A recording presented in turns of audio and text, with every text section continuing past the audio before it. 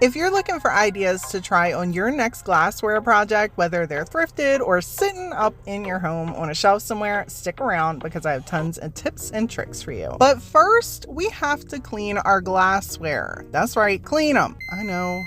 It's not the funnest part of the job, but the prep work always makes your projects easier later. When I'm not rushing to make another DIY video, I really like to take my time and properly clean my glass. For these, I'm using this Dawn Power Wash spray right here. 7th Generation is another brand that I really like to use. Use whatever you feel works best for you. There really isn't a right or wrong way to clean these off. A really good tip for whenever you're working with anything that's glass is to plop on some gloves, my friends. This is going to protect the glass from the natural oils that you have on your skin. If you have oils or debris left on your glass, when you start to paint or apply a transfer, it is possible that over time it will slowly start to come back off.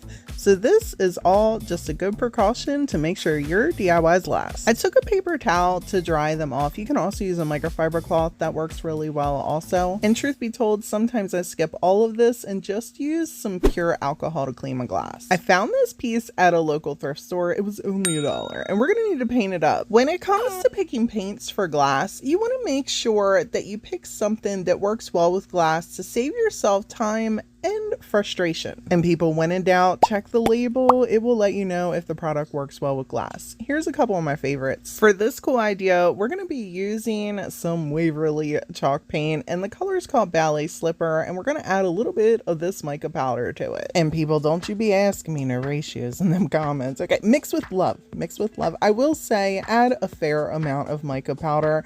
It takes a lot when you're mixing it with the paint for it to show up and give you that metallic glow. Whenever I'm painting on glass, I'll usually use a pouncer or a sponge to do the first layer. I've found that when I use a paintbrush, there are streaks and it can be really frustrating trying to build up a layer. The pouncer actually allows me to get a nice coverage with the first coat. And then if I find that the paint didn't self-level out enough to where it looks really smooth, I'll then come back in on the second layer with a paintbrush for a more even coverage, smooth coat.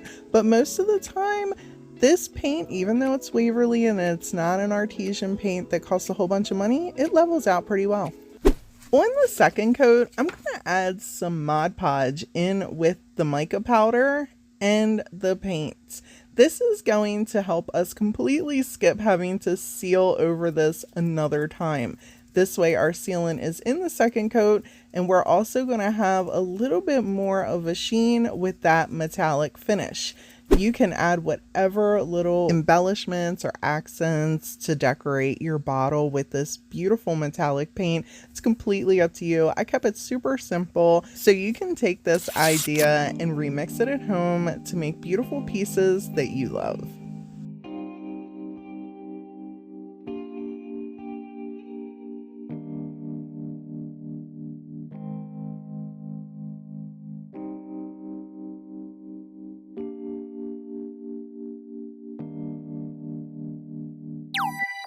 I think it's safe to say that we all have some mason jars laying around in our glassware stash. A super easy way to DIY these on up is to add some rub-on transfers. For anyone who's interested, these transfers can be found at thediystruggle.com. They are called Harmony. They are from my own creative brand, TDS, which stands for the DIY Struggle, in case anyone is interested. Now, mind the fact that this is already cut to bits. As you can tell, I'm loving these and have been using them. I think I'm on my second sheet already.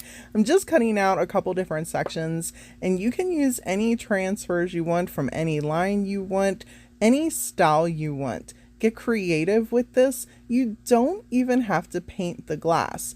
While some people might need to put a layer of Mod Podge or even use some Rust-Oleum matte to give a first coat before they apply the transfers, depending on how sticky they are, they may not just stick to the glass on their own. I do not have that issue with these. I know they're going right on the glass, so I don't bother to prep them with Mod Podge or a sealer. But you do whatever you think is going to work best for your glassware decor at home. And as you can see, I do have some gloves on to protect the glass from getting any oil before I'm putting this transfer on here. Look how beautiful that turned out. Super easy. It literally took me less than 5 minutes to put these on the glass. You can seal over these if you want using some Mod Podge or Rust-Oleum matte spray paints. They seal just fine. And right here you can see I'm just using my fingers to push on this transfer, and it's already sticking in the section that curves right here without using this little plastic card. Super easy to attach to glass. Finish up your piece with whatever accents you want. I'm just using a little piece of ribbon, and I popped the finger bow on here, some greenery. This would also look really cute with some fairy lights shining through. This is such a super easy way to transform those mason jars you have sitting around in your stash.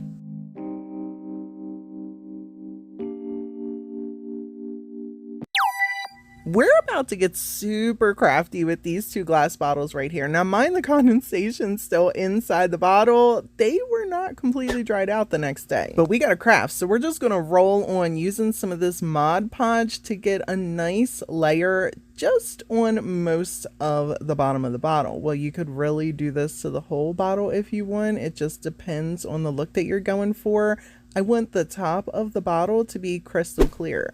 When it's dry, it's going to look like this. You will see that part of it is kind of froggy, kind of foggy, not froggy, foggy, and the top is crystal clear. To create our raised stencil effect, I'm going to be using some of this Tim Holtz texture paste. There is a link down in my Amazon affiliate link down in the description box for anyone interested, and grab a stencil. Any stencil will do for this, preferably ones that will stick to a surface, but in case they don't, there's always some painter's tape, people. And if the stencil goes completely around your project, that's a win-win too. Mine didn't, so I'm gonna have to come back in and do another layer once this is dry. I'm using a little fancy schmancy spreader tool. People, you do not have to break the bank for this, okay? If you got a plastic spoon, that will work as well. You can use a popsicle stick. It literally does not matter. You don't have to break the bank for this, okay? We're just spreading some texture paste across some glass.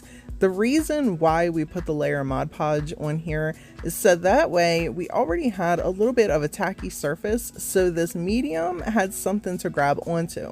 It's been my experience that just putting this on glass alone is not enough to hold it in place. When you're happy with it, go ahead and pull the stencil off. If it goes all the way around and stick into the glass, you're not going to have to come back in once this dries and do the spots that it didn't cover.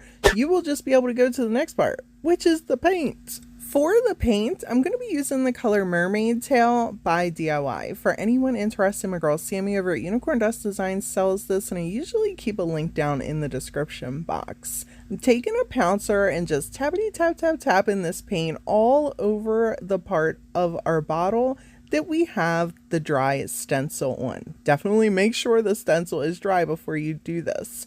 Now we're going to take a paintbrush and we're going to go right around the top. This is just going to be right over the stencil. You can absolutely tape this section off if you don't have a steady hand or you think that the line might be messy. I just used a paintbrush. You do you.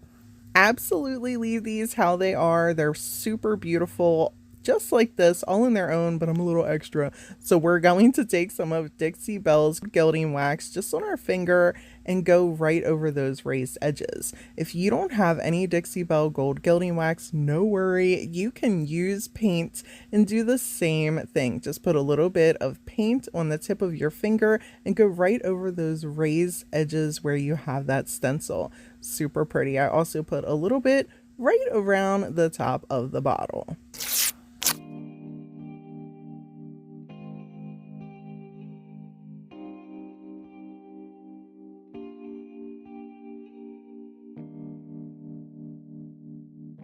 This makeover video is kicking off the Makeover May mini series for 2024. Thank y'all so much for popping in to hang out with me. I hope you enjoyed these projects, and until next time, bye.